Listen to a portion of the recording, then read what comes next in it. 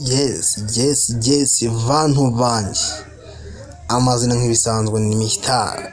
Cyubahiro bro. Ukinyumva umva akantu k'ubwenge.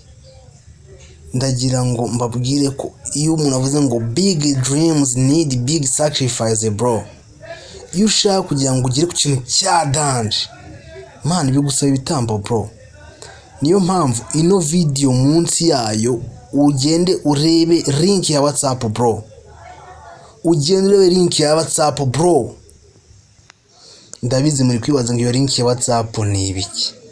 Iyo link urayisanga munsi muri comment.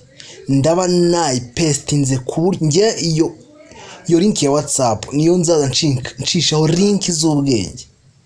Abashaka kujya kwiga Canada, abashaka akazi muri Canada, abashaka gukora green card application. I know abantu bakwibagurisha, ariko bro ngenda yibaha. Ukibona video ugenda uri wasanga urinjira muri group ya WhatsApp bro, urasanga kila kitu kirimo cyose. Don't worry bro.